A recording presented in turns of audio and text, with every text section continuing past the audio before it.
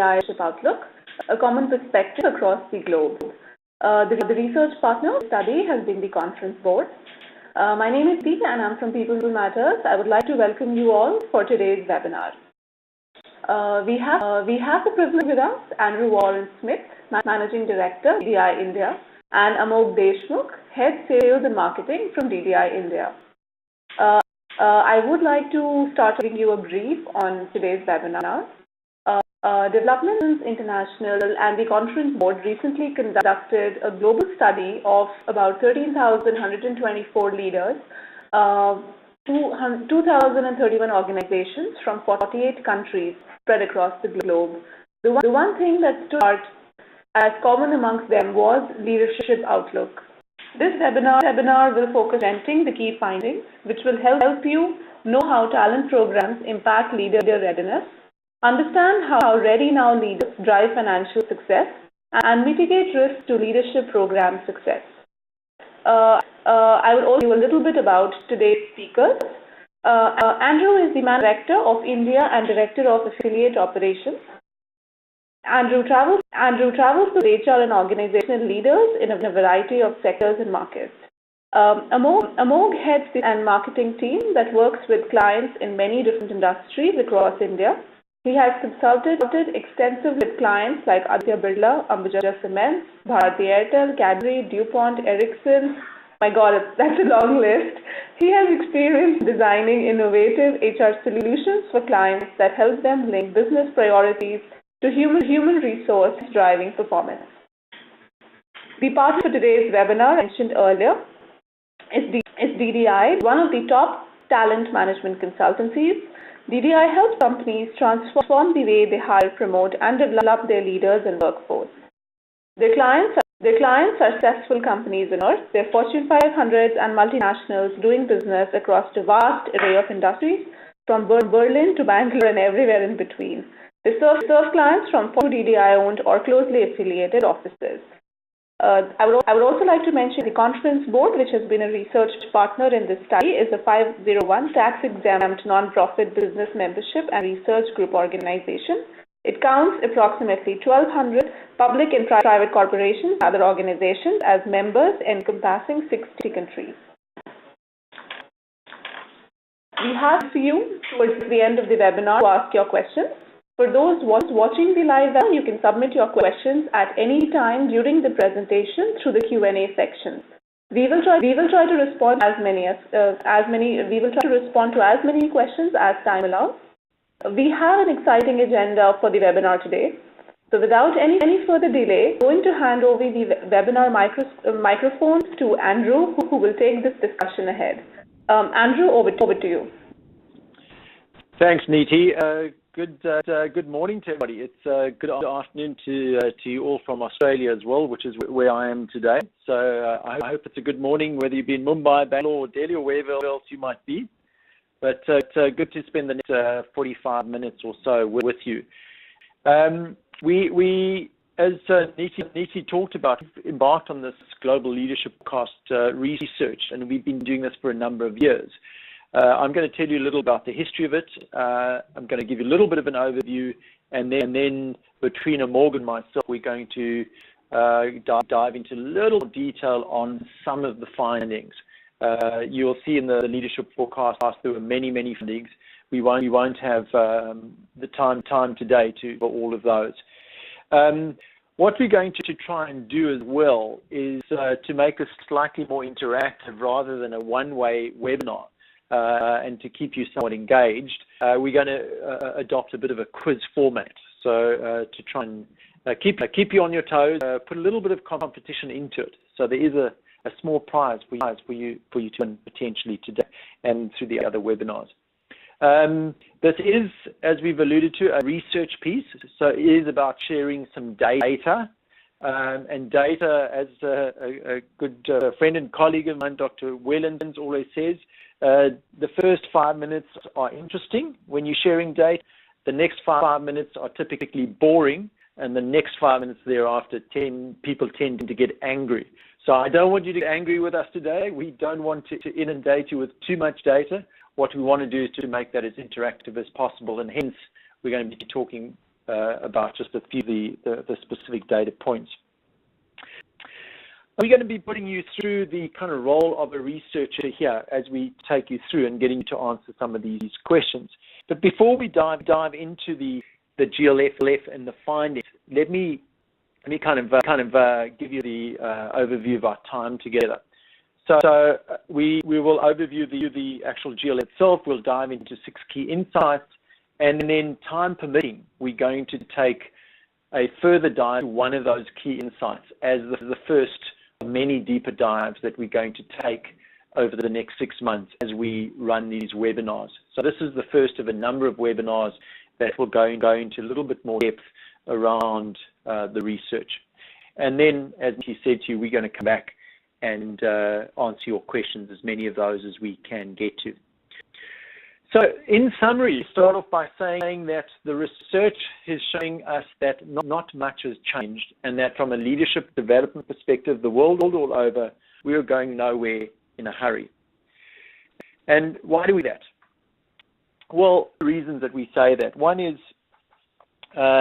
you also heard you talking about our partner here, the Conference Board. The Conference Board surveys CEOs in Global Fortune 500 CEOs every year in what they call the CEO Challenge. And one of the questions they ask CEOs is what keeps them up at night. Now, this slide originally started off as a slide with just a male CEO and kind of keeping him up at night, and then we thought it should be more reflective of the diversity that is currently within the senior organization world. So we had a picture of a male and a female together, and then we thought that wasn't really appropriate. So we separated the two. And in truth, 15 of the top 500 CEOs globally are now women. And I think that's a reflection of the kind of issues that we're seeing ourselves faced with going into the future. So coming back to the point, not so much about gender, we'll cover gender later, but this issue of what is keeping CEOs up at night, the Conference Board asks this question each year. And what we're going to be talking to is an aspect of that. So of the 12 or so challenges that come up for CEOs, these are the top 4 that are seen to be the most critical for organizations. And as I say, that is on the Conference Board research. What we wanted to do within DDI is to dive in to really see what it was that within those 4, what leaders felt and how confident they felt about how prepared they were to execute against those challenges. So the data that you see on the screen now, those percentages, are the confidence level that leaders have and their ability to deliver on those CEO challenges. So for example, here you see the global data, 27% of leaders felt they were very prepared to meet the human capital challenges that CEOs were facing. So not a very confident. What I'm going to be doing today is sharing with you some of the Indian data. So I will draw the distinction throughout the presentation of global data and Indian data. So the data that you see now is the global data. What I'm going to overlay on top of that is the Indian data. So if we look at the same 4 challenges that are confronting CEOs, and we look at the percentage of leaders who are very prepared to meet these challenges from an Indian perspective, you see Indian leaders are more confident overall and feel better prepared to meet those challenges head on.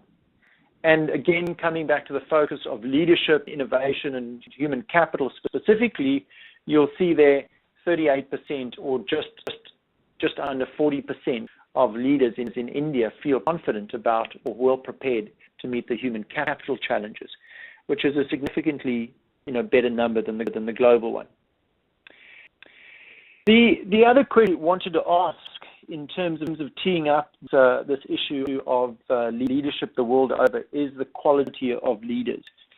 The trend here unfortunately is not very good. So if we go to 2009, and we have been doing the survey for a number of years, this is our 6th iteration of it, and we do it every 2 years or so. So if we go back just to 2009, the audience asked have rated the quality of their leadership from between 30 to 40%. It really hasn't changed much. At least it's a positive trend. But if we ask them about how they would rate the quality of leaders within the organization, we're getting a response of 40% believing that they have a high quality of leadership within their organization, less than half. And when we ask the same question, we get a flat number in the last two surveys of 25%.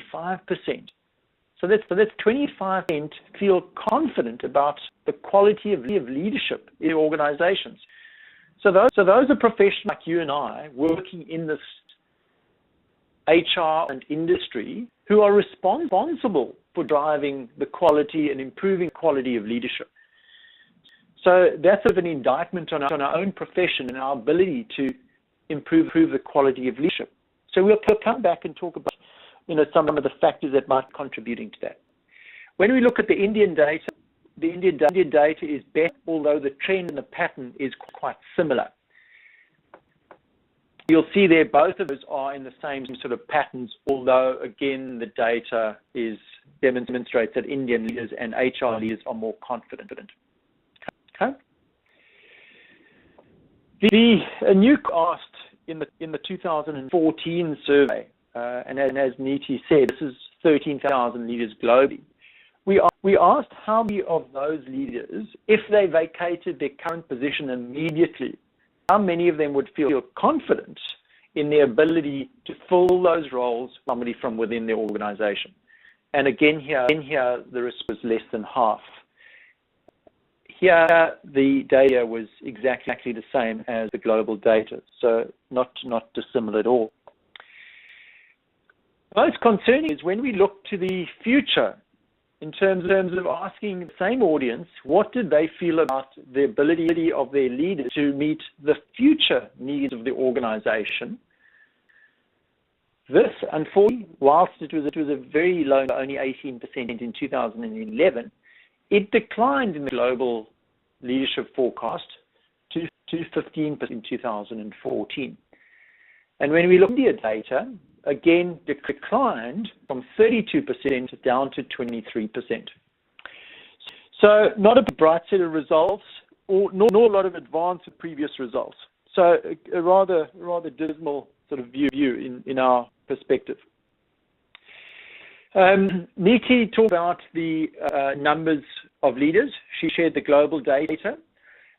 So what you see has a little bit more detail about that, together with some of the other partners that we had, whether they're local or some of the global partners that we worked with on the study. The value of this sort of study is immense. It's the largest of its kind, but it does allow us to get all sorts of different cuts. Because you have 30,000 on leaders and 1,500 HR leaders and that number of organizations and countries, etc., involved, you can do various cuts and comparisons. So it's a very powerful set of data. As I mentioned to you, we're only going to get a small portion of that today. What I did want to just briefly share with you is what the Indian data looked like. So in India, had 836 leaders, 244 HR professionals, and about 270 odd organizations participated in the survey. So again, a good sample size when you look at the kind of statistics or data that we share with you from an Indian perspective. Right. So what were the things that we wanted to look at when we did this? And we were talking about the outcomes. There were 4 outcomes that we really wanted to look at here. We were very focused on identifying and working on perceived effectiveness of development by leaders themselves. So that was the first area that we looked at. We then also wanted to look at the leadership experience. All right, this is a new question that we asked in 2014. The third area that we focused on was leadership quality. In other words, leaders' perception of quality of leadership in their organizations and ability to meet the future organizational needs. And then fourthly, we looked at the financial impact. In a new question, this year what we did is we went to an external database of financial information, so taking an outside look at the performance of organizations to compare performing organizations to low performing organizations and what contributed to that particular performance. So throughout our webinar series, we'll be drawing on these sort of metrics to demonstrate across these 4 areas what kind of impact leadership effect can have on the organization. Okay. Let's get into that's about as much as you're going to hear from me in terms of the background and on the GLF. We're now going to take a deeper dive into the 6 areas. If we've got enough time, we'll try and cover all of those. Then just to give you a orientation in the top right-hand side of the screen, I think you have an ability to ask some Q&As or to do some polling questions. Niti, is that correct? Should they be using the Q&A response to do that? Could you confirm that? That's correct, Andrew. Okay. All right. So as I take you through the questions, can you use the Q&A to respond to that? And we will collect those data points across the presentation and get back to you again at the end once we've completed the webinars to share the winners. All right, here we go. Here are the kind of overview of the 6 areas that we're going to cover today. First area we're going to cover is how leaders develop. We're going to talk about the concept of 70-20-10, which I'm sure you're all familiar with. Hyper talent pool, analytics. We're going to talk about gender, and then the soft skills and hard impact, interacting versus management, and lastly, the new role of HR. And if time permits, we make a slightly deeper dive into the new role of HR. Okay, so 70-20.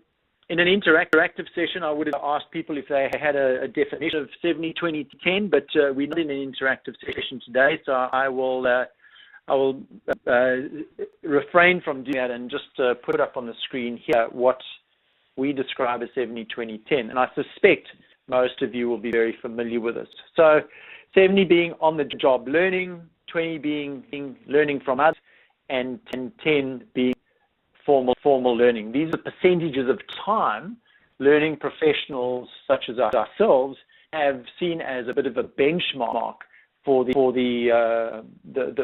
ratio of investment of effort in effective leadership development. Now, to be honest, there's very little research, if any research out there, that actually shows that this particular ratio is the way it should actually be done. So we were interested to say, well, is this how leadership development is taking place within organizations? Is it 70-20-10 to be different? So we then went out the question. So here's your first question for the morning. And if you can use the Q&A button on the top right-hand side there, you'll see the polling question has come up. The first question, what ratio best matches how leaders actually spend their time on different types of learning? So if I could ask you to click one of those responses on the right-hand side of your screen, answering the question, what ratio best matches how leaders actually spend their time on different types of learning? Okay, 30 seconds to do that.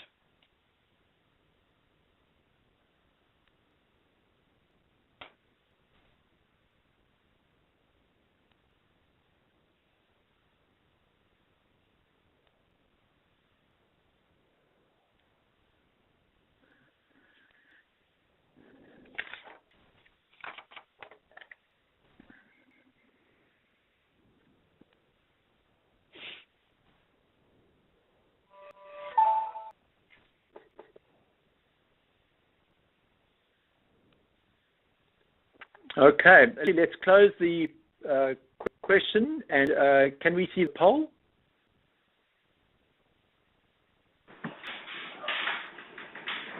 Sure, and thank you. Okay. So let's see, the status reads as of now that 27 of the 33 attendees have responded. I think we already we already have a percentage, I think, for the best matches. So for option A, we have about 30% people have responded. 30% of the people have said option A. 36% have said option B. 12% have said option C, and 3% have said option D, and 18% have not responded yet. Okay. Excellent. Thanks, Niti. Well, that's a reasonable distribution on the ratio. So let me put you out of your misery and tell you what the correct answer is. The correct answer is C. So I think that is about 18% of you got it right. Now, this is what organizations or leaders are telling us they actually do. So there's the original sort of mix. And this today, people are saying to us that this is how leaders are saying how they actually are spending their time. So 55% of their time is in on-the-job learning, 25% is from learning from others, and 20% in the formal learning or often classroom sort of environment. We also then went to look at what the ideal situation was in terms of what was delivering on the highest effectiveness. And this ratio is very similar to the actual ratio. Now, I don't want to propose or get anybody hung up on the actual ratios. I think whether it's 55 or 52 or anything different, I think it's very much our organization to figure out what works for you specifically. But what I would suggest here is you do want to take note that the vast majority still is in on-the-job learning. This is still a key component of leadership development. So ensure that you are incorporating that into your initiatives and your programs. Secondly, do notice that formal learning is seen to be 20% of it, or 21% is seen as high. So it's double the original ratios were suggesting. So it's still saying that we'll see a lot of value, particularly at the foundational level, in the foundational formal learning from environment. So again, use that. I think there has been a trend or a pattern to move entirely away to perhaps online or things like that. But don't forget that formal learning is still seen to be as a highly effective sort of components in what other organizations are doing. Okay. All right. So in India, to give you a very quick sense, that's what the numbers look like in India. So not too different, but slightly more on the classroom, the formal side, and slightly less on the job training. Okay. So the key messages really are you need a blend, you need a mix. Figure out what your percentages are. Don't get caught up in the ratios, and don't underestimate the power of formal learning. A quick example of one of the pieces of work that we do with a global client. It's a learning journey approach. And again, many may be familiar with the learning journey. I'm not going to go into this in any detail, other than to say that leadership development should and always be connected to your business strategy. Make sure that whatever the content is that you deliver on, align it to where your organization is trying to go to. Prepare your futures for the leaders for the future. Move from an event-based environment to a learning journey approach where you've got multiple interventions, multiple initiatives that come together in a cohesive manner and have a clear a journey over a period of time that allows people to acquire the skills and apply them and really embed some of the learning. Incorporate some others like social and mobile learning, make it interactive, peer group learning, all of these things I'm sure you're doing, but do it in a cohesive manner. Okay. And to demonstrate to you just very quickly what the impact is, so for those organizations using learning journey approaches rather than that episodic one-off event, what you see here is that they are 3.4 times more likely to be perceived by their lead, have more effective development in place, and 2.9 times more likely to report that they have high-quality leadership in their organization. And lastly, if you're one of the top 20% of the financially performing organizations, are 2.5 times more likely to be using a learning journey approach than an episodic event kind of approach. So that gives you a bit of the impact that journeys are having in organizations. All right, so let's move along. I know we're going to probably run out of time, so I'm going to try and be as quick as I can through this. The next topic we want to look is this issue of high potentials and how we manage high potentials. So in this one, we had a look at some of the data, asked organizations how many of them actually have a high potential program in place and how effective those programs were. What you see here is that 66% of the global respondents said that they had a program in place. That's 2/3 of all respondents have a high potential program in place, which is a reasonable number. However, 74% of those people or those organizations felt that it was not very effective.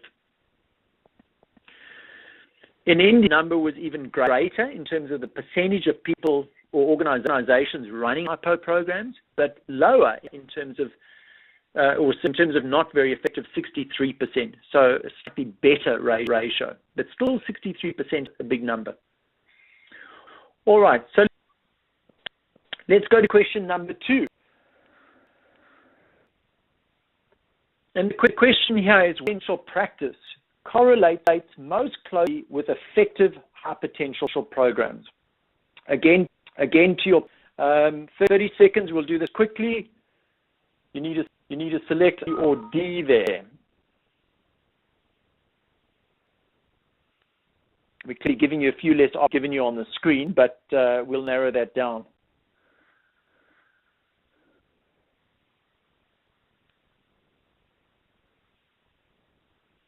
And please note that survey is different. The questions are ordered differently to the actual screen. Okay, see if you could, is that all for us?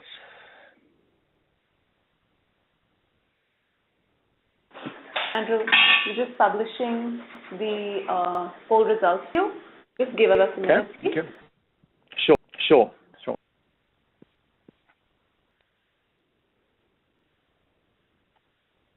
Okay, we may not have given you enough time.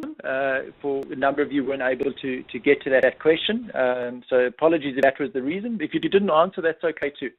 But it looks like the majority of people felt it was mentoring and coaching programs for hypos, and followed by objective assessment data, and includes all levels of leadership. Okay.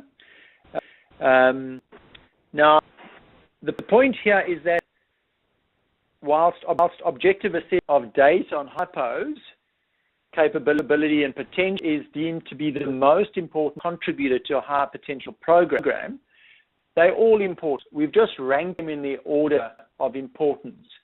So not only need to have objective data or assessment data up front in your process, but you need to be following it up, importantly, following it up with some level of on-the-job support, whether it be mentoring or coaching, whether it be developmental assignments or other processes. But doing the objective assessment in itself is not going to deliver an outcome. But that would seem to be one of the biggest drivers of a high-quality, high-potential program, is to have objective assessment data right up front. Okay, so for the organizations that have high-potential programs in place, they are four times more likely to have effective leadership development, 4.99 times more likely to have high leadership quality, and those organizations in the top performing financial category were 3.6 times more likely to have an effective program in place than those organizations in the bottom 20% of financial performance. So again, good evidence that the existence of high-quality, high-po programs do have a financial benefit to the organization. All right, so the last I'm going to cover before handing over to Morg is on the area of analytics, and moving from this perspective of sight to foresight, not just seeing, but having a view on what the future might look like. Now, Again, to the CEO discussion earlier, one of the biggest hot buttons for CEOs globally, according to the conference board, is this issue of big data. I'm sure if I polled you and I asked a question now, how many of your executives or CEOs are asking about big data or talking about big data? I'm sure a significant portion of you would say yes. The reason why we put it at the top is because that is the number one issue. However, in the same sort of survey, and the conference board asked this in 2013, when they asked CEOs about their talent strategies, human capital ethics came right down at the bottom, being 19 out of 22 in the order of priorities of their talent strategy, capital strategies. So this was concerning us because they were saying big data is an important issue. Big data, which is analytics, when it comes to people, was not seen to be important. And therein lies a challenge for us, I believe, as a profession. We have to be better at the data and analytics and provide value in the kind of organizations that we work within today. More and more, I can't believe personally that we are not more demand and more need for accurate analytics going forward.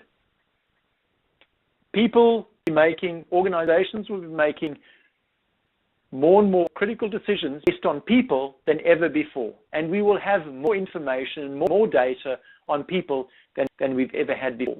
So I can't believe anything but the fact that we will need as a profession to be better human capital analytics going forward. And part of our challenge is to convince and educate the leaders within your organization, business leaders, the value of human capital and analytics. Okay, let's move to the third question. What is the of companies that have no or ineffective analytic measures, and what is the percentage of companies doing it all well? So you're answering percentage questions here. The first one is of companies that have no or an ineffective analytic measure, as well as the percentage doing it well. Okay? So your options are A, B, C, or D. 70% are ineffective or not doing it, with 15% well. And they're 45, 30, and 35, 50, and 13. Pick from that list. You have 30 seconds.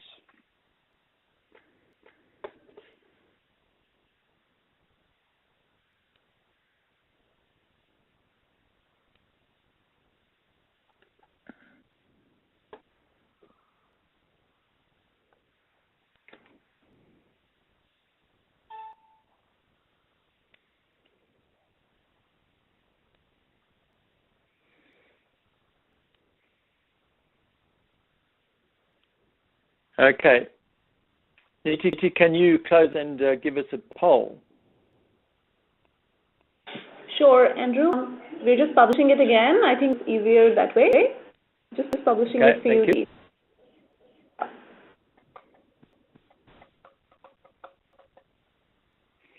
Okay, so we had just less than, or about 10 people not responding to that question.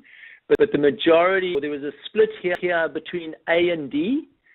Seven people felt it was the correct answer, and B the correct answer, and then also an equal number B and C. So pretty much a split vote on the correct percentages here. So that's a little tougher question. The correct answer is B. So 5 people got that one correct. So again, contributing to sort of winning today. Now, what I wanted to show you here is the range of analytics that are currently being used or not being used in organizations. So, for example, on the left-hand side in the red numbers, you see the list of analytics not done all in organizations. So, in other words, benchmarking externally, 66% of the organizations that we surveyed did not use benchmarking at all. Gathering business impact, 59% of organizations didn't use it at all. On the right, you see the percentage of organizations that are doing it effectively. Now, it's quite obvious with these numbers that the numbers on the left are pretty large and the numbers on the right are pretty small. So very few people are actually doing analytics well or effectively in organizations. And again, back to my earlier point, it's our challenge, and it's a pretty big gap for us as a profession. It's our challenge to educate and use these kinds of analytics in a more meaningful way in our organizations going forward. In India, there are slightly lower numbers in most cases in terms of not being done at all, which is a better sign, and slightly better numbers again in terms of those that are being done effectively. So I think the overall pattern that you tend to see with the Indian data is that it's more positive and practices probably being applied better than some of the global averages. All right. So let's on to talking about the impact of leadership analytics. And the last point I want to make here, 2 points. One is there are a number of analytic tools that are being used more often, but they have a weaker link to the financial impact of the organization. So many are being used. Here are 2 examples where we're gathering efficiencies and reactions, might be training surveys, etc. And 30% of organizations are using those, and 27% of organizations are benchmarking their leaders against peers within the company, but none of that data is very strongly to financial performance. On the contrary, when we look at those metrics used less, but do have a stronger financial impact, you're seeing things like using data to forecast future leadership talent needs. 23% of organizations are doing that. So that's a problem.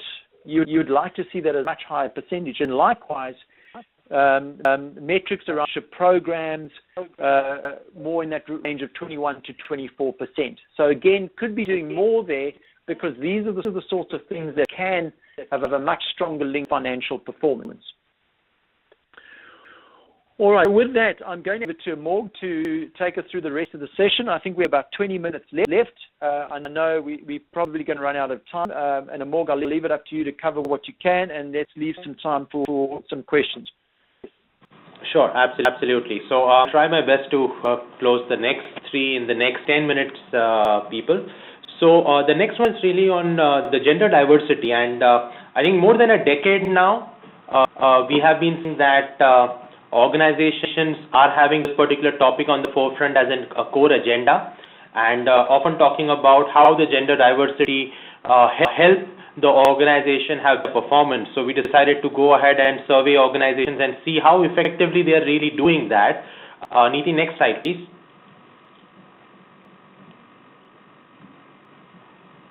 All right, I'm not getting an update there.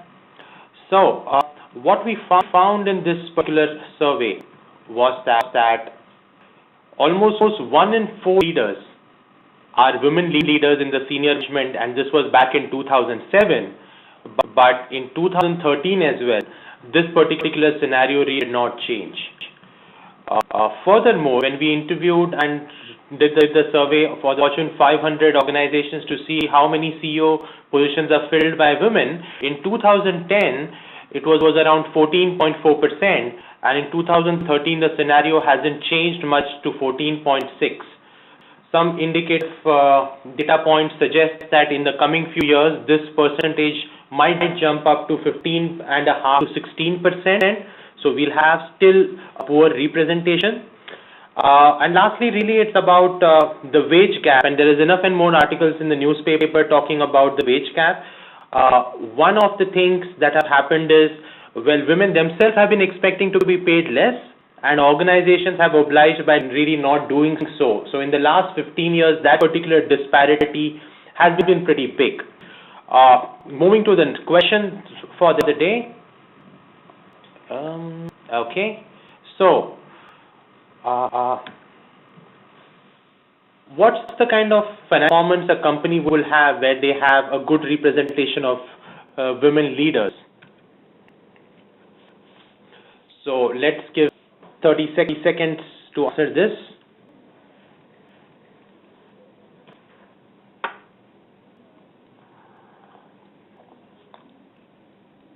Neeti, would you want to close the polling? Sure. We just the results. All right. A large portion of us voted for A. Let's see what the answer is. The answer right is B, is around 37%. So the next few slides will help give more clarity around what the survey spoke about. So globally, female leaders as a percent of overall leaders was 28%, and the high potential pool was 19%. What we saw, which came as a big surprise, that India had a very poor representation of women leaders in the overall leader pool itself. However, the high potential pool had pretty much in the similar kind of a bracket. So that really says India has a long way to go as far as managing that diversity. So it's not just about doing the right programs, but also looking at how we can increase that gender diversity. And I know there are a couple of organizations, large corporations in India, who are specifically running initiatives to improve this consciously. What we see here is that organizations who are in the bottom financial performance have very poor representation of women leaders in their overall leadership pool compared to the organizations performing at the top, which is really 37%, close to around 40, which is still a healthy number. Still a headway to go, but that really says the difference between top performing and bottom performing organizations. Here we are again comparing the high potential pool, and the bottom performing organizations have 16% in the high potential pool, and the top performing have close to 1 in 4 leaders there. So still some headway, but that shows how important it is to have this gender diversity. A lot of data that we collected through our assessment centers as well speak about different kind of competencies that leaders, as far as gender is concerned, fare well as far as their emotional intelligence is concerned compared to the business aspects are concerned. So those kind of linkages also help organizations understand how to improve that. The next part we asked organizations is about this disparity between soft skills and the hard impact that you get. Let's move to the next question before we dive into information. So leaders currently spend 5% of time interacting with people in the organization. Could you just guess what would be a preferred or ideal time that leaders feel they should be spending on interacting with several groups within the organization? Let's give 30 seconds to respond to this particular answer.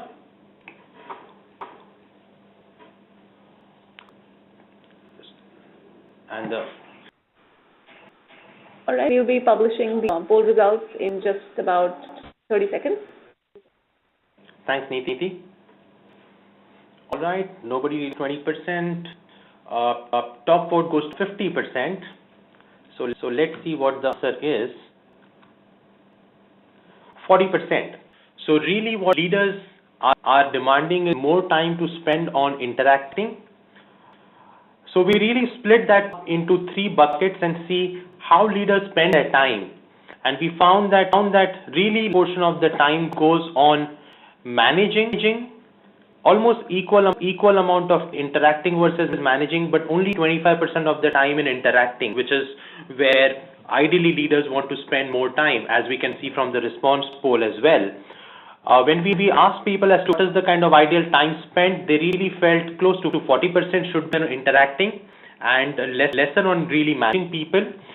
However, there is a box out here, and it talks about organizations have literally the reverse expectation. They expect leaders to spend more time managing than really interacting, and that's where that conflict or contrary really comes up. Over the last decades, we have done a lot of research around interacting versus managing, and especially found out what are the key elements or the drivers, as I would say, for leaders to be successful in interacting at various levels in the organization. It could be leading the teams and building the trust with employees themselves, or how do you influence the peers or upward management really, but there are some core essentials that are required at any level to improve interactions. While we might desire, we want to improve interaction, we really require some kind of tools or stimulus to help manage this particular piece well. So that's really what the quandary is. Organizations really value more time spending on management. When we looked at India, there was not too different, almost equal time spent in managing versus equal, and very little time spent as far as interacting is concerned. And this is really ideal split where leaders in India are asking for close to 44%, which is somewhere they want to spend time managing relations in the organization. When we did research as far as comparative impact of financial performance, organizations who have been managing interactions twice as better are in the top 20 percentile compared to the organizations which are in the bottom. So we really looked at the leadership experience, the quality of leadership, and the kind of financial impact that the organizations have, and build some kind of analytics around it to say how important it is for leaders to really interact as compared to just manage. I'll skip this one in of time. Coming to the new role of the leader. So traditionally, if you hit the block, we have seen over the past many decades that HR has been considered more as a reactor. From there, it moved to really a partner, and then that's where we have been spending time. Lot of energy and money has been spent by organizations on how do we build partnering skills within the organization. What we did was we wanted to see how this can change, because with the partner concept came the concept of earning the seat at the table. And I'm really tired of listening to this concept, and conferences after conferences, HR has been spending time to see how that can happen. And as Ramcharan said, let's move from getting a seat at the table to really setting up the table. And that's where DDI coined this concept of an anticipator, to see how the role should evolve for the leader in this coming future. What we saw is around 22% of leaders are really reactors. So let's go to the next question.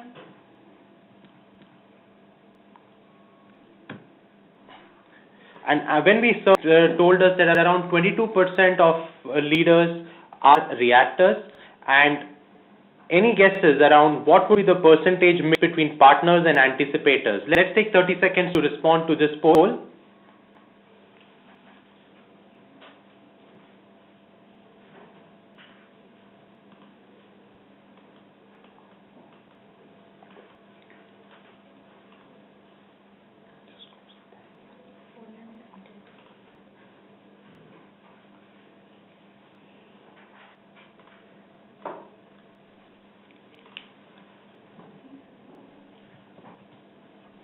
All right, need help us with the responses? Yes, I'm publishing that for you.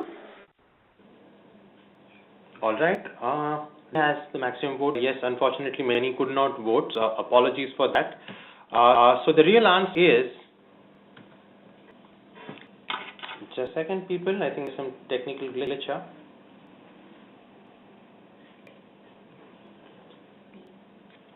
So D is the. So what we saw is leaders who are really in the anticipator domain are people who are trying to talk about how do you link HR strategy, or more importantly even talent strategy, to the business strategy of the organization. So they're not just trying to understand the business and be an embedded part of it like a partner has always been, but will they be able to see the future and help the organization shape the future from the HR strategy point of view. So that's really the response was. And in India, this wasn't really too different, where we have 17% in the anticipator and 59% in the partner domain. What we'll do next is just deep dive into some of the things as far as the partner is concerned. So what we saw was an organization where HR has been one of the anticipators, have 43% more likely chances of being involved in the strategic planning session. Often what we have seen in organizations that the talent plan would succeed after the strategic plan is put in place. But we at DDI believe that a talent plan has to be a part of the strategic plan. It's an integrated part and cannot be two separate documents. Organizations where HR has been able to be the anticipator types have been able to set the stage by being involved proactively in shaping the strategy for the organization. We've also seen that there is a clear performance impact. There is a 6.2 times more likelihood of leaders being involved in strategy and talent planning together in a top performing organization compared to a bottom performing organization. So it's really talking about if HR is part as an anticipator working with the business leaders of the organization, then how likely the organization's financial performance and the execution of strategy can be improved by just this particular point. What we also did, we just would like to share with some of the key concepts or let me say themes of what a partner has been demonstrating through our research. And it's really about better understanding of the business, connecting with people in the organization and ensuring that they are involved in executing the strategy. And that's really what the part has been doing. From there, we have really looked at how do you move from the normal to the anticipator view. And I would like to just illustrate this with an example, and there are many ways in which anticipators have been using this. Some of them using big data analytics, some of them using talent analytics really to see how it can happen, or financial analytics to see how they can impact. This is just a sample illustration for your benefit. So if an organization assuming had these 10 competencies, the ideal way to really respond is look at a normal development zone, which are the top 3 weak areas in the organizations for development, and HR would look how do we weave a curriculum around this and execute that particular piece. However, an organization which is really into the new mix will look at anticipator who is looking towards the future and see how can I have a strong linkage of business strategy to the development strategy in the organization.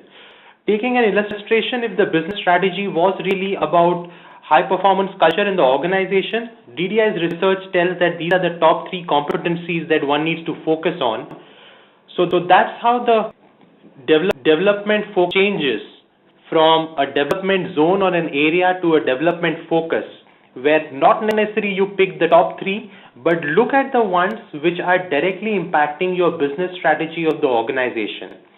So that's the way HR can really make a shift as far as development is concerned, and that's where the traditional concept of where people will feel that what HR is developing is not possibly relevant for me changes, because now you are able to communicate why this development is important and how this can help shape the strategy better.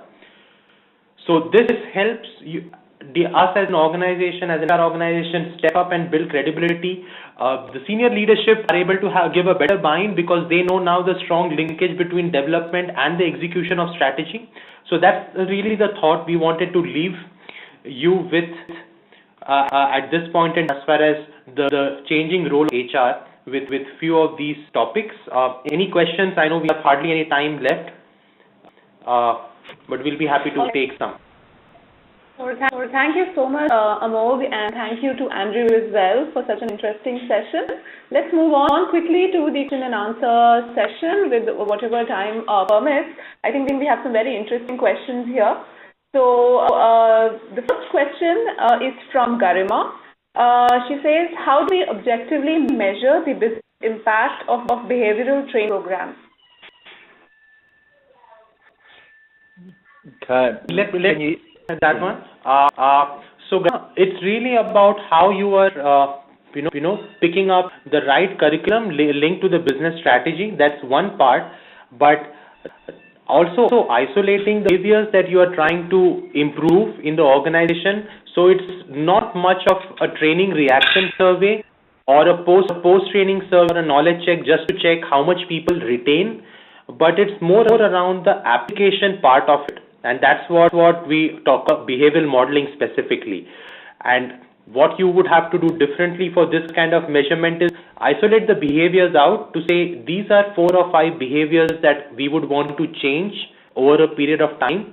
An ideal time frame of program could be 3 months to do such kind of an impact study and see whether people really demonstrating that behavior and compare that to the past. So that's just in a nutshell. If you want more, we can share more information with you. That's great. Moving on to the next question. It's from Pratika. She asks, where does self-learning fit in as key to leadership, also self-learning? Yeah, let me take this one, Amol. So I think if the question, understand Pratika's question, it's to do with the 70-20-10 in terms of where does it play a role there. It's very much in the formal learning component.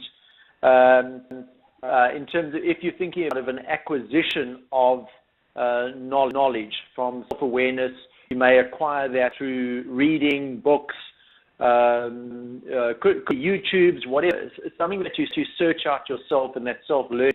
But at the same time, you could be acquiring that self-learning and insight from an interaction with somebody that you work with. It might be a peer, a colleague, etc.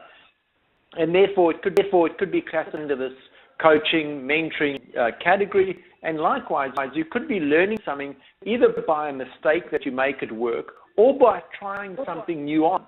And through process of elimination or through efficiency because you're practicing it, it really falls into the category of on the job. So I don't know that if it is in the question of 70-20-10, whether you need to classify it into a particular percentage, but to me it falls across all the areas. I don't know if that's the content which Pratika asked that, but yeah, that's one. Andrew, moving on to the next question. Probably we can take a couple more questions and then we could probably just take them offline. Is that okay with you, Andrew and Amol? Sure. Okay, great. So the next one comes from Nihal. Nihal wants to know how big a role does analytics play in being an anticipator?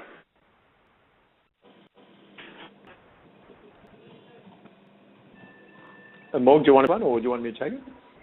Absolutely. So Nihal, it's really a very big role because analytics is more about giving data back to the leadership. But what is more is avoiding an analysis paralysis and really taking some smart decisions. And let me share an example with you.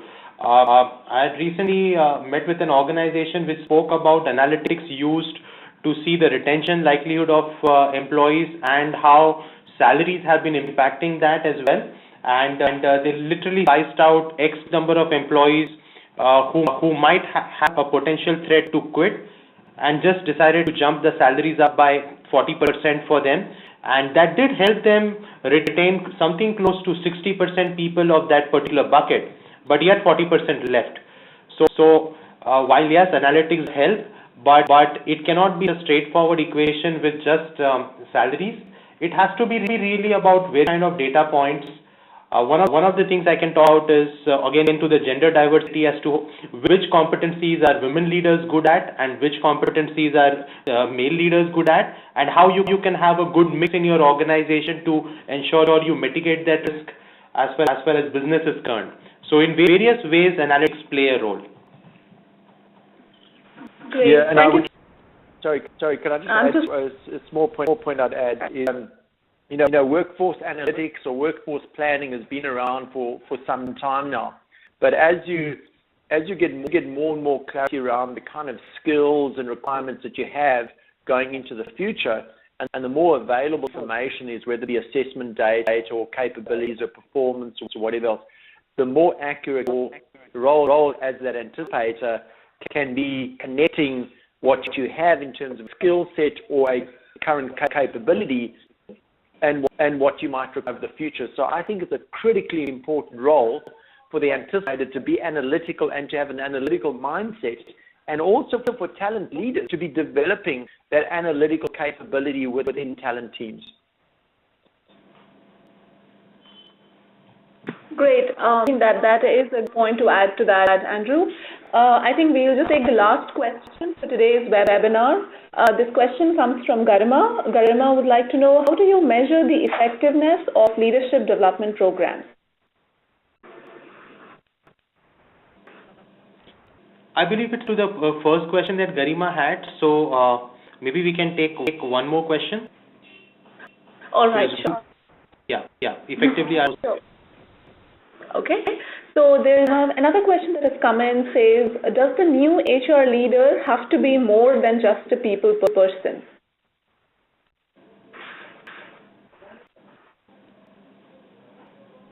Andrew, would you like to take that? Yeah, sure. Sorry, I was on mute for a second. Yeah, there's no. I think we've heard for such a long time now. HR needs to, as Morgan alluded to, have that, go from having a seat at the table to be setting the table, etc. These are sort of terms or strategies that are used. But today, particularly in India, I see so many HR leaders being put into those roles from line management roles. So you've got HR leaders in any organizations in India who really demonstrated that they have the business acumen and an understanding of business before they go into HR. So, I think in terms of the anticipated role, in terms of the future role of HR, not only do you need to have a very strong professional skill set, but you also need to have a very good understanding and working knowledge of the business. And I think that's today or even yesterday's news. That's nothing necessarily new.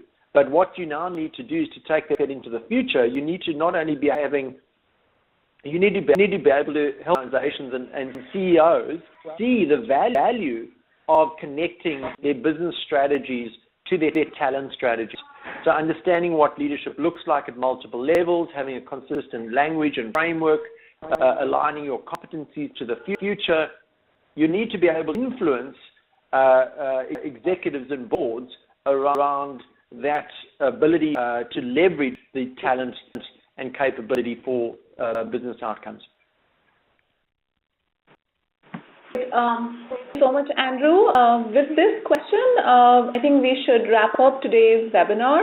As mentioned earlier, we can take more questions offline and pass that on to you. And we would like to thank the webinar partner for today, which is DDI, and also the research partner for this study, the conference board for this webinar. Our special thanks also goes out to Andrew and Amol for their invaluable time and the information that they shared with us today. I would also like to thank everybody in the webinar audience for participating in today's session. It was indeed a very interactive session. We will come back to you with more such sessions. Thank you so much all. Thanks, everyone. Bye-bye. Thank you.